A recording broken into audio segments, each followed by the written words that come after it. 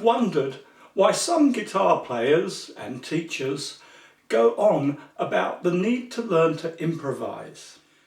Well, the main reason I teach improvising skills is that, in my view, learning to improvise is the best way to become a musician. Notice that I differentiate between a person who can play a number of things on the guitar, no matter how competently they may be able to do that, and someone who has genuinely become a musician. For me, a musician has the ability to do three things that a mere guitar player may not necessarily be able to do. A musician can compose music. They can predictably put together a series of chords, a melody and a rhythm to create a piece of music that sounds pleasing to the ear.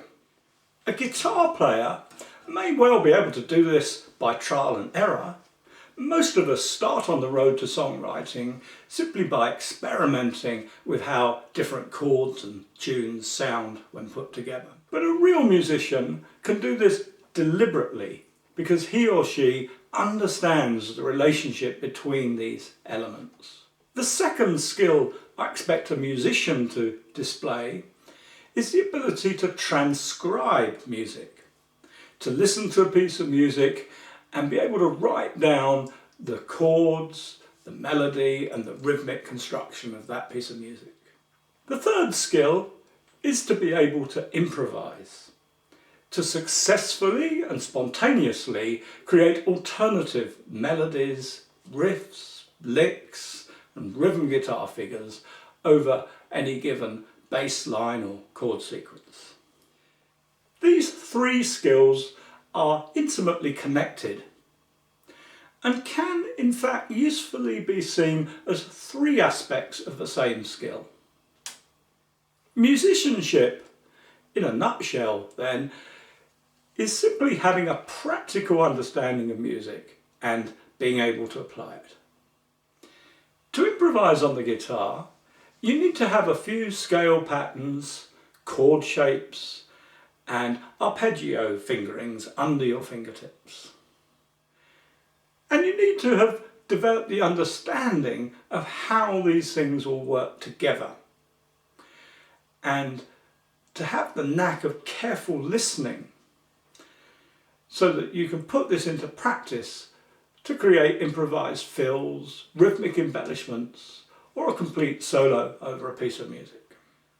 Once you have these improvising skills developed, composing music is relatively easy, because composing is about applying exactly the same set of skills, but without the pressure of having to do it on the fly. And once you can compose, you can transcribe, because transcribing is simply composing done backwards, reverse engineering the music that others have composed. This relationship between improvising, transcribing and composing forms a triangle that we can put to use to develop our own musicianship. I like to call it the magic triangle of musicianship. It's magical because any work that you do in one of these three areas automatically helps improve the other two. For most of us though, working on developing improvising skills is the easiest and the most fun of the three. So that's why I think it's a great place to start focusing your efforts towards becoming a musician. Once you've learned to improvise using a few different scale, chord and arpeggio patterns, and developed your understanding of music theory to the point where you can grasp how chords and scales relate to melody and rhythm in music, then I recommend having a go at transcribing. Working out the chords and notes that someone else has composed gives you great insight into the art of songwriting, which I then recommend as the focus for the third stage in your quest towards musicianship. This magic triangle lies at the heart of the design of the Secret Guitar Teacher website. So by following our step-by-step courses, you'll find yourself developing as a real musician, whether you like it or not. If you found this little video interesting, please do click on the like button if there is one, or leave a comment. And please feel free to share this video with your friends.